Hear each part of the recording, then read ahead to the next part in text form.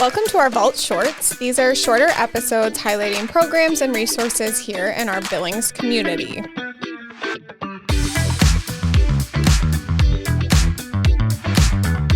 The following is a Big Sky Economic Development production. It's Marce B. And KaVo. And this is The Vault at 201 North Broadway. A business podcast. Where we bring you entrepreneurs, small business owners, and community leaders of Montana. To share their stories, expertise, industry insights, and strategies. And we are sharing them all with you every single week. You don't want to miss this. Learn how to better start, manage, and grow your business. And your leadership style. Tangible takeaways to save you time and improve whatever it is that you're working on. You're listening to The Vault. Thank you to the Small Business Development Center for sponsoring The Vault at 201 North Broadway. The Small Business Development Center offers free personalized support from business plans to financial projections and beyond, empowering small businesses to thrive. Reach out to us at bigsky.economicdevelopment.org. Hey, Vault listeners, Marce B and I realized just the other day that we've been talking to you for well over 30 plus episodes, and we haven't really tackled the steps to actually start your business. No, we didn't. And you know who's a really great expert in this is KaVo. She helps businesses do this every day through the Small Business Development Center. So, Kayla, let's get right into it. What are the technical steps to start a business? Yeah, so the technical steps, and those of you listening that aren't in the Billings area, they all apply to you. The only thing is some places you have to go a little bit different to get that step done. So based on the state you live in, right? Based on the state that you live in, and then some things depending on the city you live in, right? So there's a step in there. We'll get to that. I don't know. Okay. Spoiler alert. It's coming. So step one, we always mention, just conduct a quick business search on the Secretary of State to make sure that the name that you're thinking isn't already taken.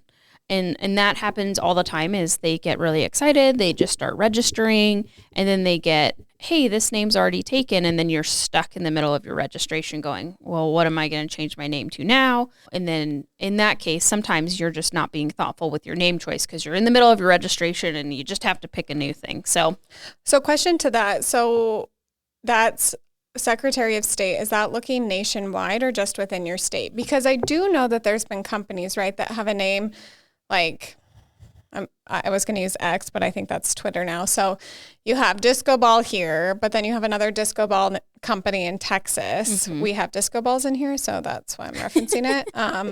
What can you talk us what that looks like? Yeah, so in this case, you are looking just at your state.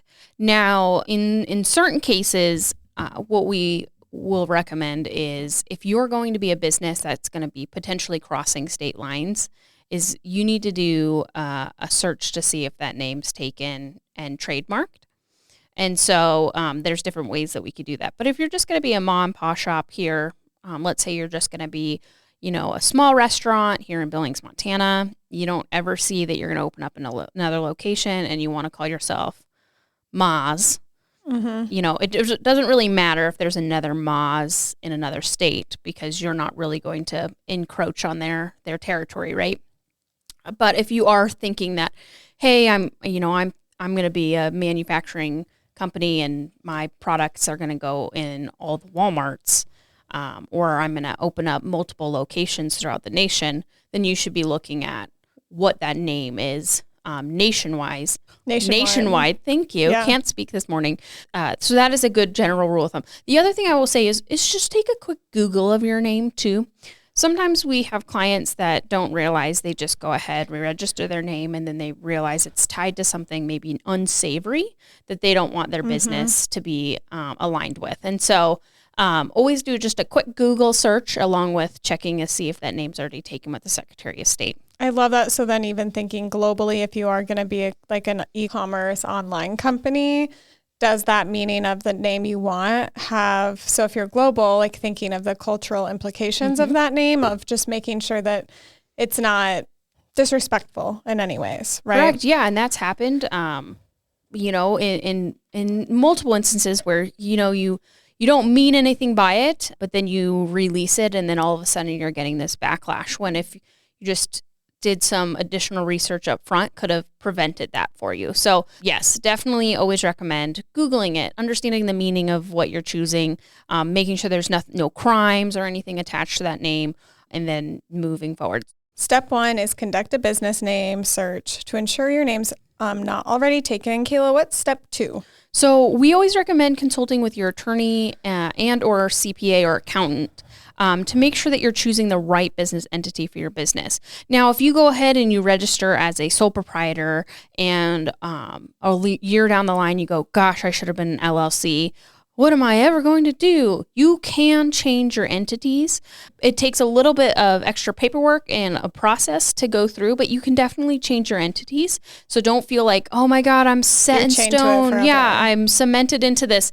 So you can change it, but to just have a conversation, especially with your accountant, they may tell you right off the bat, you definitely need to be an LLC, and then you don't have to change it in a year. Yeah, I like that. And we can do another episode later on an LLC, a sole proprietorship, all of those things are in a separate. But second thing, check with your attorney and CPA to make sure that you're choosing the right business entity for what you're doing. Yes. And a LLC is called a limited liability company. And so I just wanted to list that out. We get into our acronyms sometimes. But I do. The LLC just sounds like, ooh. So fancy. Yeah.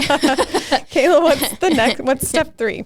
So now that you've checked your name and you've talked to your accountant and attorney, you can move through and actually start that registration process with the Secretary of State. So like I said, every state has their own Secretary of State, and that is where you'll register your business, go back to where you were searching your name, and start that application process. There's always a little fee that is involved, and it's good for a year, but then you're active and in good standing with the Secretary of State, and if you're looking for financing, lenders look to make sure that that is in place. And then do you renew that every year? Yep, you renew that every year. Is there a fee? There is a renewal fee. There is a fee. Correct. There's always a fee. There's always a fee. And then after that, you can, now that you've registered with Secretary of State, Step 4, you just apply for your federal ID number. So now this step's a little bit different. If you're going to be a sole proprietorship, you can operate under your social security number. But if you don't want to do that, because you do have to supply that to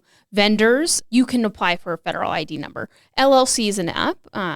Federal ID number is what you're going to need, which is your EIN, which might be more widely known. And that is just your business identification number. Cool. So apply for the federal ID number, and then what's step 5? Step 5 is dependent on the type of business that you're going to operate. So not every business needs a professional license, but some of them do. And so some of those businesses are typically ones that have a board that you have to take a test in order to get licensed. So that would be your cosmetologists, your doctors, your dentists, some types of construction. Insurance. Insurance, right, financial planning. Correct. You'll need a professional license for those. And so this step here just brings you to the page where you can register for your professional license if you need one. So owning a retail shop, owning a restaurant, you don't need a professional license for those, but you may need an inspection or a permit, which brings me to step 6. Okay, step 6. So step 6 is for businesses that have health standards that they have to align like a restaurant. With. Like a restaurant, tattoo parlors, piercing parlors. So places like that you would need to have hair salons. Probably pet stores that sell live animals. Maybe not. Okay, we don't know. Yeah, I don't know about that one. Okay. But really, it's just person to person is mainly for that. So you'll need an inspection or permit for that. So you would go to your local county sanitarian. For us here in Billings, it's Riverstone Health. They're amazing to work with. We have a link that we have to share where you can go and start that process, where you can fill out your application online, and then they'll come in and do your inspection. And that is done on an annual basis. So for your inspections. So every year. Mm-hmm. Okay, so we're up to step 7. So on the home stretch, what's step 7, Kayla? Yes, so step 7 is to obtain the business license for your city. So here in Billings, for any transaction that you're going to occur, you do need to have a business license in order to do that. So retail shops, but any business transaction that occurs within Billings city limits, you need a city business license for. Now, it gets a little tricky because if you're just mainly operating out in like Warden or Huntley or Shepherd, you don't need a business license. But if you're going to do transactions within Billings, you need a business license. And then you need to be mindful if you're going to do business within Bozeman, if you're going to do business in Red Lodge, what are those license requirements there? Mm-hmm. Okay. And then step 8.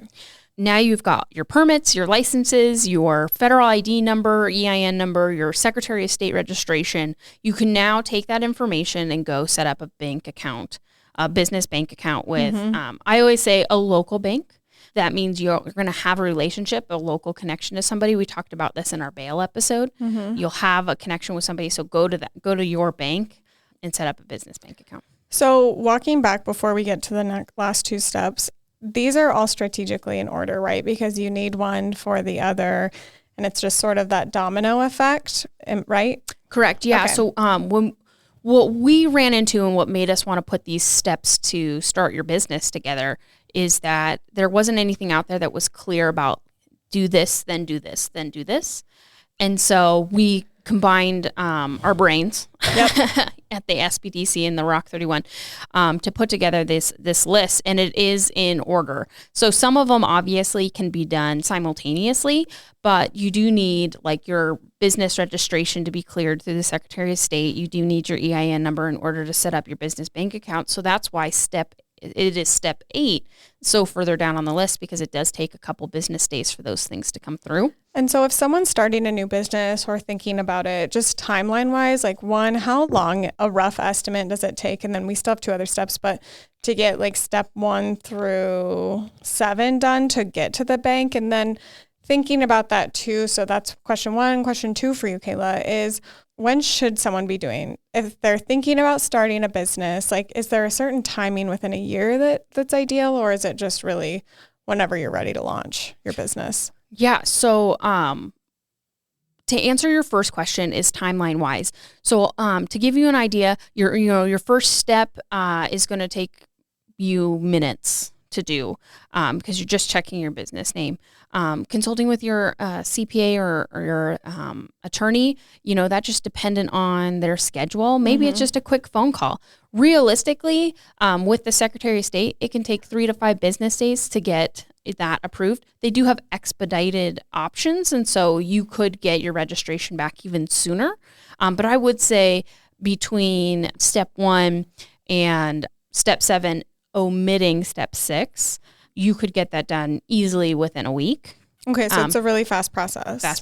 Step 6 is different because you're on the sanitarian's schedule for inspection and application approval. So they typically try to respond, if I remember correctly, to applications within, I think, 7 to 10 business days, and then it's scheduling your inspection. So there's different high times of the year of when those inspections are a little bit harder to get in on. So it just depends on you're starting there. To answer your second question, if you just have your idea and you haven't ironed out anything yet, I wouldn't register. I would wait until you are ready to register, because it can make a huge difference. So if you have your business idea in November and you're not launching it until February, I wouldn't start your business in November, because then you're going to have to do reporting for the year. Since you started in November, it would make more sense to start in February. So when you're ready to pull that trigger and get started is when I would say move through this process. But again, if you're a business that needs inspection or permits, you might need to speed that up in different areas in order to get that process going. Okay. Thank you for answering those questions. On to step 9. Yeah. So step 9. So after you've got all of these other steps completed, and mind you, some of these can be done simultaneously. And so, but you're going to want to talk to an insurance agent about purchasing general liability insurance and then any other applicable business insurance for your business. Depending on the type of business you are and what kind Correct. of insurance you'll need. And you'll talk to your insurance agent about that, and she'll be able to tell you, or he or she, sorry. Yep. I don't know why I just said she. Maybe because I always think of mine. But they will be able to tell you, dependent on what your business is, what kind of insurance they would encourage you to have. And so one of the big things that's big due to other like hacking and things that have occurred over the last several years, is cybersecurity insurance for your business, especially for e-commerce. Which is huge. And we have trainings on that. Correct. Yep. Right. We have. Which is great. Okay. Step 10. Yeah. So step 10, again, this kind of ties with step 9, is work with your insurance agent and your accountant to determine if you need workers' compensation or if you as a contractor need to file for an independent contractor's exemption certificate. So they call that an ICEC, is what your accountant will probably refer to it as. I don't have struggle busing today. It's like a lot of letters together. It is. Yeah. We love our acronyms here. But so the big thing is if you're going to have employees work for you, then you need workers' comp insurance. If you don't have employees, you still have the opportunity to opt into workers' comp. If you choose to not have workers' comp, then you need to get an independent contractor's exemption certificate. And is that renewed every year? That is on a 2-year renewal basis. Oh, that's nice. So it gives you a little time. It does give you some time. But I will say, if you're one of those businesses that needs an ICEC, Independent Contractors Exemption Certificate, and you don't have it and you get asked for it, you could lose bids and jobs because you don't have it. Because what that is saying is that you're taking on the responsibility and liability of your own injury. Mm-hmm. And so that business or home that you're going into isn't going to take on that liability. And so that's why you're going to lose out on a job, because nobody wants their insurance to have to pay if you got injured because you don't have the appropriate steps or insurances in place. Yeah. And what I love about all these things that you just talked about are, so one, if you've been previously taking notes, we love that, but we also have all of these steps and then links that go with each step that, if it's the Secretary of State, where to go for the federal ID number. So we talked about these things, but we also link on rock31.org all of these steps we outline, thanks to Kayla and her team with SBDC. And we also, within those steps, like I mentioned, the ones that have federal ID number or where to obtain your business license for billing specific, we link all of that. So it's just right there for you. So you don't have to go searching and click maybe the wrong link for the wrong state or something on accident. We have it all linked for you. Well, and I will also say we have vetted these links, and that is super important because especially with the federal ID number, if you just Google, I need to get an EIN number for my business, there's a lot of different sites that are going to come up. And it's free. You don't need to pay for it. And sometimes people come to us and they're like, well, I paid $300 for it. And it's like, well, where did you go? Because they probably just Googled it and clicked the first thing. Mm-hmm. And that is when you kind of get in trouble. So these are vetted links. So go on and utilize these. If you're not here in Montana, contact your local SBDC. They're going to have the right links for you. And some of these will be helpful to you. Kayla, thank you for walking us through the 10 steps to start your business. Yeah, no problem. I just want to leave us with one quote from Arthur Ashe. Start where you are, use what you have, and do what you can.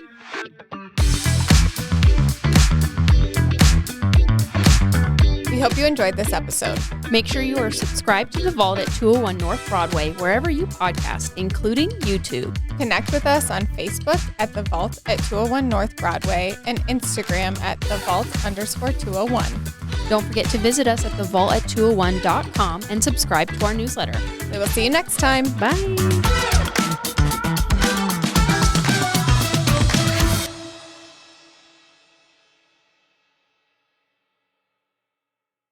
Thank you to Big Sky Economic Development for supporting The Vault at 201 North Broadway. Big Sky Economic Development provides leadership and resources for business creation, expansion, retention, new business recruitment, and community development. If you are starting a business, growing or expanding your business, diversifying your customer base, or maybe you're looking for business trainings to attend to continue to learn and grow, they're excited and here to help. Even if you're thinking of relocating your company into Billings, they're a resource for you. BSED also provides resources for community development initiatives by planning, partnering, and managing projects and administering grants for redevelopment and placemaking.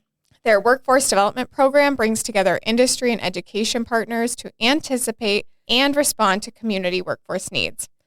And they provide talent attraction and retention resources for your business to use under the community brand Better Off in Billings. BSED's Rock 31 program is focused on helping startups thrive. And in their location in downtown Billings, they have 2 floors dedicated to co-working and additional spaces throughout their building open to the community to host their meetings, events, and trainings. Visit bigsky.economicdevelopment.org. Again, that's bigsky.economicdevelopment.org, or follow them on Facebook and LinkedIn.